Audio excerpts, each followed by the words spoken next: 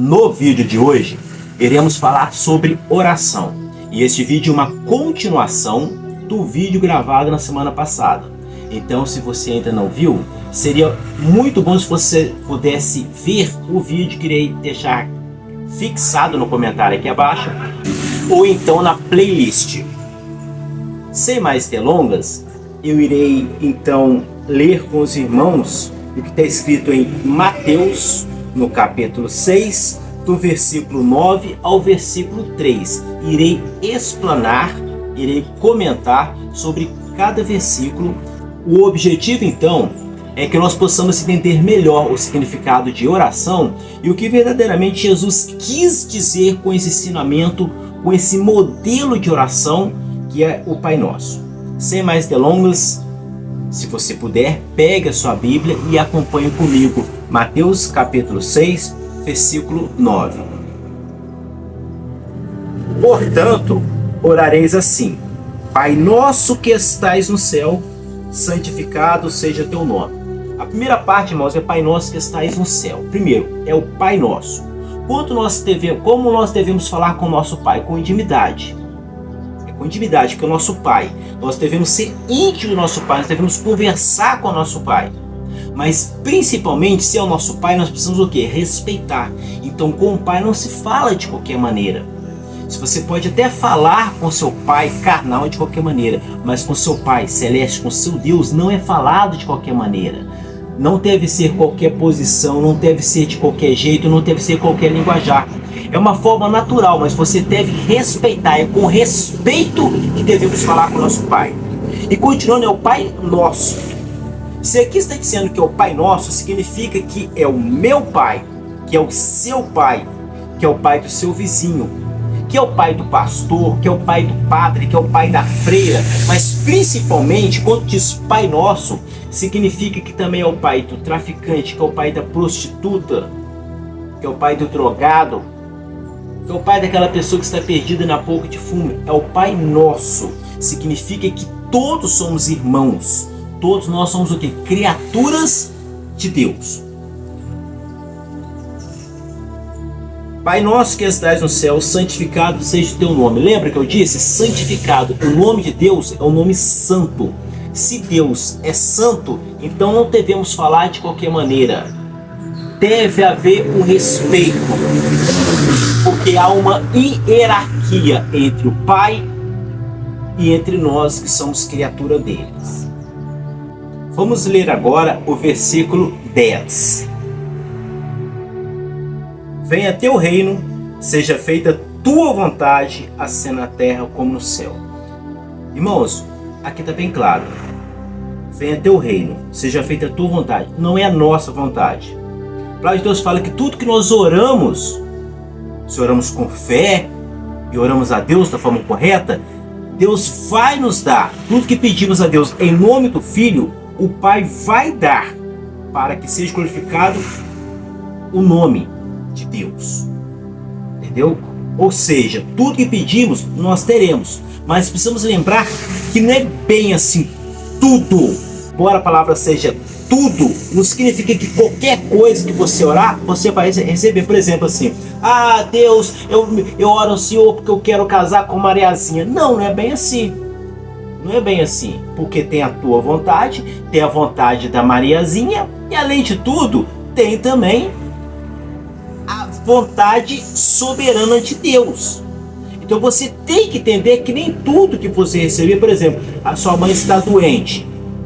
Minha mãe é falecida, ela está doente. Você ora a Deus para que ela não morra, mas você não sabe a vontade soberana de Deus. E todos nós morreremos, todos nós pereceremos. É lógico, ninguém quer que o ente querido pereça, morra. Ninguém quer. Eu não quero morrer. Mas nós temos que entender que não é a nossa vontade, é a vontade de Deus, é o reino de Deus. Então vamos lá, continuando. Assim na terra como no céu, ou seja, a vontade de Deus deve prevalecer e vai prevalecer assim na terra e também nos céus. Versículo 11 diz: o pão nosso de cada dia nos dai hoje. Por que então não pedir o pão da semana nos dá hoje? O pão nosso de cada mês nos dai hoje. Irmãos, é simples. Porque a oração, ela deve ser algo cotidiano. A dependência de Deus deve ser algo cotidiano, algo diário. Ou seja, o pão que recebemos ontem não serve para hoje. A bênção que recebemos ontem não vai ser para hoje. Hoje é uma nova bênção. O que você fez ontem não vai servir para hoje. Às vezes você, eu fiz algo bom, então estou garantido para a semana inteira, para o mês inteiro. Quem congrega alguma igreja participa da Santa Ceia, então eu estou garantido, então eu fui lá para a Santa Ceia até mês que vem, na próxima Santa Ceia. Não é assim que funciona, é cotidiano. Assim como o mal que um dia você fez, embora tenha as consequências, você vai pagar por ele, coisa e tal, aquele mal não determina o seu futuro, necessariamente. Assim também o bem que você fez ontem não determina o seu futuro, a sua salvação, porque nós dependemos de Deus todos os dias. Versículo 2: perdoe as nossas dívidas, assim como nos perdoamos os nossos devedores. Aqui não está falando dívidas exatamente de dinheiro monetário. Aqui está falando pecados. Perdoe os nossos pecados, assim como nós perdoamos o pecado do irmão. Às vezes você pensa assim, vou fazer então, vou comprar e não vou pagar, porque a palavra de Deus diz que o irmão deve perdoar as minhas dívidas, porque assim como Deus perdoa as dívidas dele. Não é bem assim. Se você comprou, você tem que pagar, ponto final. Mas é muito, eu não tenho dinheiro, paga metade, eu não tenho metade, pague R$10. Tem pessoas que me devem, se estivesse pagando R$1 por dia, já tinha pago. Mas não paga porque não quer. Simplesmente porque não quer. Não estou falando de pessoas não crentes, estou falando de pessoas cristãs que conhecem a palavra de Deus. Então, dizendo assim: perdoais as nossas dívidas, assim como perdoamos aos nossos devedores. Ou seja, estamos pedindo a Deus para perdoar as nossas dívidas, os nossos pecados, as nossas falhas, os nossos erros, assim como nós perdoamos também os erros dos nossos semelhantes, dos nossos irmãos, dos outros filhos de Deus. Aí a pergunta é: você perdoa o seu próximo pela palavra dita, por aquilo que fez contra você? Eu tenho um amigo que ele disse comigo uma vez: olha, eu nunca, jamais vou perdoar minha mãe, porque a minha mãe, ela me abandonou. A minha mãe, quando eu era neném, ela me deu para minha avó criar. Ele guarda nele essa mágoa no coração. Eu disse para ele: você tem que perdoar. Perdoar a sua mãe, porque ela ainda hoje é uma pessoa muito carente da graça de Deus. Perdoar a sua mãe, eu dizendo para ele, não é necessariamente você ter um convívio com ela de todo dia, ir na casa dela, ir na sua casa, coisa e tal, porque ela é uma pessoa ruim, de fofoca, coisa e tal. Então temos que manter uma certa distância dela. Mas perdoar dela é parar de olhar para ela com essa dor no coração, com essa mágoa, porque faz mal somente para você, que eu disse para ele. Então perdoar o próximo é não você continuar, voltar a andar de mãos dadas, abraçar, frequentar a casa da pessoa, a sua casa. Na maioria dos casos não vai ser esse, mas vai ser um caso de você perdoar e olhar para aquela pessoa e o mal que ela te fez não te fazer mais mal, não te causar tanta dor que causava anteriormente. Sabe por quê, irmãos? Porque é preciso. Se você não perdoar quem te machucou, quem te ofendeu, quem falhou com você, quem errou com você, como Deus vai te perdoar? Aqui está sendo bem claro, você está orando e pedindo a Deus: perdoai-nos os nossos semelhantes, perdoe as nossas dívidas, assim como perdoamos aos nossos devedores. Se não perdoarmos, estaremos sendo hipócritas. Agora o versículo 13: e não nos deixemos cair em tentação, mas livrai-nos de todo mal, porque teu é o reino, o poder e a glória para sempre. Não nos deixemos cair em tentação. Irmãos, a tentação virá. É claro, se não deixemos cair em tentação, significa que a tentação virá. Sabe você que tem um probleminha aí de roubar?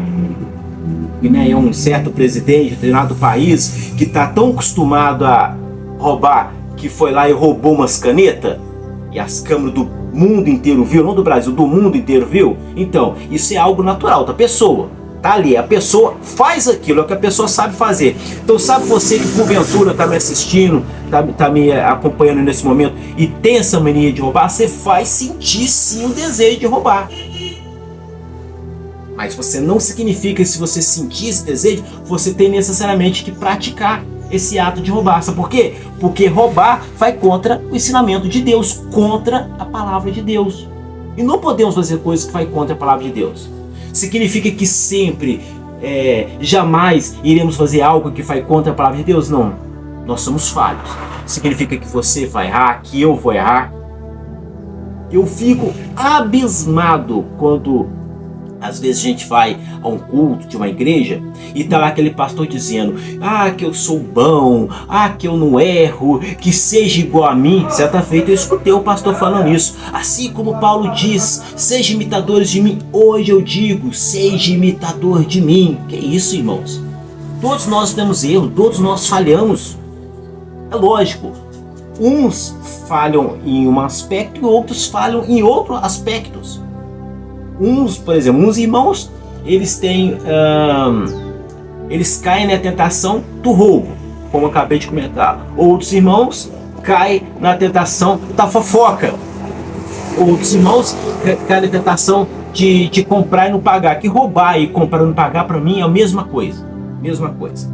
Mas todos nós temos os nossos pecados. Não significa que não podemos jogar pedra no pecado do outro, na janela do que nossa janela também é de vidro.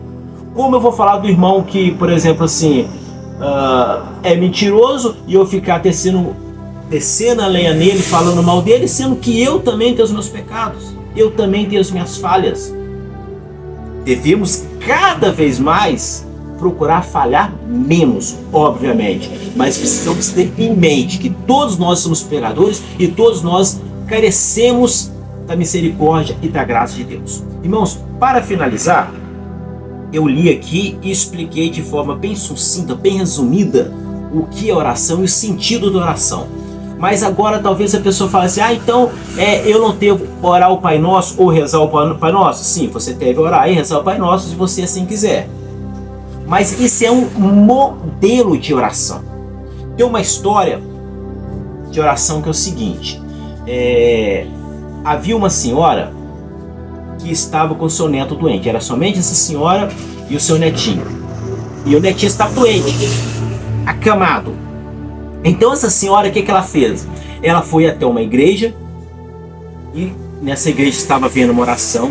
Ela entrou pela porta do meio, que havia uma porta, havia o púlpito lá na frente e havia as simples cadeiras lá atrás. Ela passou, cabisbaixa, humilde, foi para a fileira do meio ali da igreja, lá do templo, se ajoelhou e as irmãs oravam, e os irmãos oravam, aquelas orações bonitas: soberano Deus, eterno Pai, e coisa e tal, que as palavras bonitas. E a irmã começou a orar: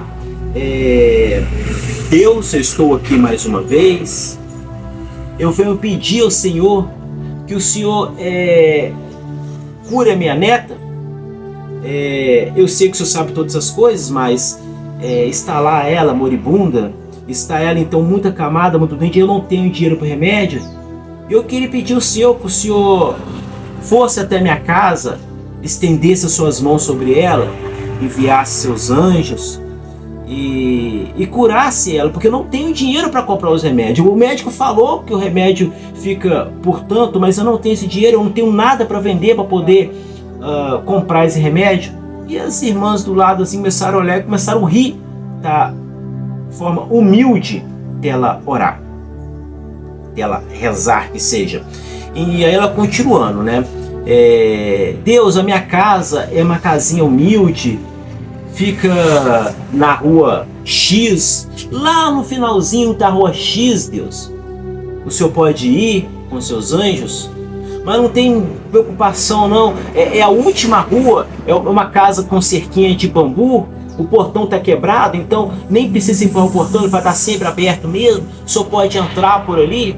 E ela disse assim: se porventura a porta estiver trancada, que eu acho que você de casa deixei trancado, tem um tapetinho vermelho escrito seja bem-vindo. Debaixo do tapete, Deus, tem ali uma chave, e só pode pegar a chave, abrir a porta e ir lá e curar a minha neta. Eu agradeço, Deus, muito obrigado. E as pessoas ali do lado não aguentavam mais de rindo, porque na cabeça deles eles já tinham conhecimento do que Deus é soberano. Deus, ele sabe o presente e o futuro. Deus não se prende a local. Então, se Deus está aqui, ele pode estar também aí onde você está. Ele está onde você está e está também em outro país. Então, sabendo disso, ele sabia que seria algo, digamos, bobo dessa mulher dizer que Deus precisaria de uma chave para entrar na casa dela. Então, essa mulher, na história, ela terminou a oração, saiu, as pessoas ficaram rindo, caçoando dela, da forma dela orar. E assim que ela chegou em casa, ela já encontrou, escutando barulho e coisa e tal, encontrou a netinha dela lá, pulando, brincando, e falou assim: ó, minha netinha, você já tá melhor, graças a Deus, como é que tá? Tô sim, vovó. Chegou um senhor aqui, e esse senhor, ele bateu na porta, ele então abriu a porta e falou que a senhora tinha pedido para ele vir aqui, e ele então colocou a mão sobre mim, e ele orou, e eu me senti melhor naquele momento. Eu só pedi para falar para a senhora que ele sempre escuta a senhora e que achou a chave exatamente onde a senhora deixou, debaixo do tapetinho vermelho. E foi muito fácil achar sua casa. E falou que sempre estará com a senhora. Qual essa história nos ensina, irmão? Não existe a maneira correta de orar. Qual seria a maneira correta de dizer isso? É falar com o coração. É conversar com Deus. Quem é Deus? É o seu Pai nosso, é o seu Pai. Conversar com o seu Pai com o seu coração aberto, de forma sincera, do seu jeito. Às vezes você não fala porta, às vezes você fala porta, às vezes você não consegue pronunciar as palavras corretamente, mas esse é o seu jeito. Às vezes você fala com sotaque que as outras pessoas riam, mas esse é o seu jeito, é o seu jeito natural, e o seu Pai te entende. O nosso Pai entende a cada um de nós. Então não deixe de orar a Deus de forma nenhuma. Não deixe de conversar com seu Deus. Não importa quantas vezes ao dia você pode orar, conversar com Deus. Se é somente na manhã, se é somente de noite, se é somente ao meio-dia, não importa. O importante é você estar sempre, constantemente, cada dia mais conversando com Deus. Às vezes você tem vergonha de orar em público. Recolha-se. Vá, ore no banheiro, ela tem vergonha, ore no banheiro. Mas o importante é você ter um momento de intimidade com seu Deus e tenha certeza que Ele te escuta, e tenha certeza que Ele está com você. Mesmo que as pessoas riem de você, tenha certeza que você é uma criatura de Deus, que você é importante, que você é amado, que você é querido. Muito obrigado a quem pôde assistir. Se esse vídeo foi útil para você, deixe o seu joinha. Se você puder, comente alguma coisa abaixo, nem que seja amém mesmo, porque só de você comentar amém, isso irá ajudar no engajamento do vídeo. Se você puder, deixe seu nome, diga de onde você está falando, que no próximo vídeo eu possa mandar um alô para você, um abraço para você. Não saia antes da bênção, e que Deus possa verdadeiramente continuar abençoando a você, a sua família, a todos nós. Fiquem todos na santa e poderosa paz do Senhor Jesus. Amém. Que Deus te abençoe e faça brilhar o seu rosto sobre ti. Que o Senhor te dê paz. Sim, que Deus sobre ti levante o seu rosto, que te guarde, te abençoe, misericórdia tenha Deus de ti. Amém.